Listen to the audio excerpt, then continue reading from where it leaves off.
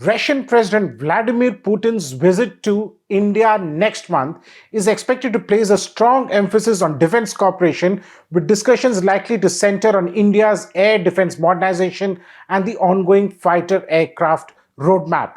While no major contracts are expected to be signed, key programs will move forward. Number one on the agenda is the push for 5 additional S-400 regiments. India and Russia are engaged in advanced discussions to acquire 5 more S-400 Triumph air defense regiments, taking the eventual fleet to 10 systems.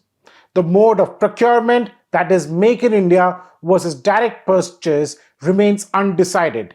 India wants expedited delivery of the final 2 regiments from the original 2018 $5 billion contract. The system's performance during Ops Sindoor, including the record range engagements and the validated shoot and scoot capability, has strengthened India's appetite for more units. This topic is expected to feature prominently in the Modi-Putin talks. India is also interested in the S-500, but no acquisition plans are in place yet. The Russian S-500, still undergoing phased induction into the Russian forces, is a system that India is monitoring closely. However, no proposal to buy it is being considered right now. India prefers to first consolidate its S-400 fleet before exploring next-generation systems. Another important point is that there is no movement on the Su-57 for now. Despite recent signaling that India is evaluating the Su-57 for its long-range strike and heavy payload advantages rather than the stealth alone, no decision has been made. There are no firm discussions underway and no deal is expected during the visit.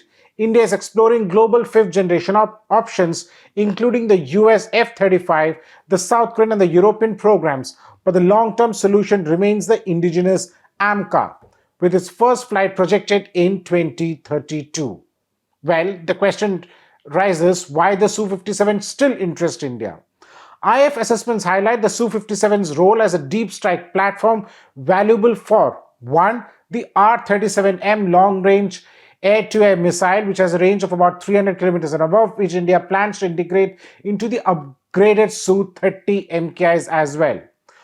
The aircraft has the ability to carry heavy standard weapons and long-range strike payloads. However, India lacks a platform capable of firing the Kinzhal hypersonic missile, and this missile is also not on the agenda as far as the Putin-Modi talks are concerned. The Su-30 MKI program will feature in talks. The one area where concrete progress is expected is the Su-30 MKI upgrade. Technical discussions between India and Russia are underway. Modalities like the avionics, radar, weapons integration, and the indigenization levels are being finalized. A framework or pathway may be discussed, though a formal agreement is unlikely during the visit. So Putin's visit will likely consolidate ongoing programs rather than announce new ones. Expect progress, not signatures, and the likely focus area, as I mentioned, are additional S-400 regiments, acceleration of the pending S-400 deliveries, technical alignment on the Su-30 MKI upgrades, the spare parts and maintenance issues of the Su-30 MKI, as well as the Russian helicopters in service with the various arms.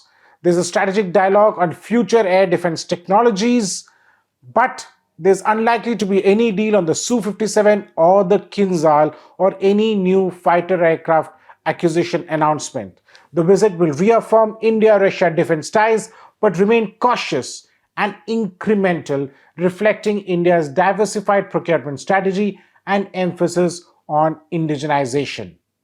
For The Print, this is Snehesh Alex Philip. Do subscribe to The Print's YouTube channel for more such videos.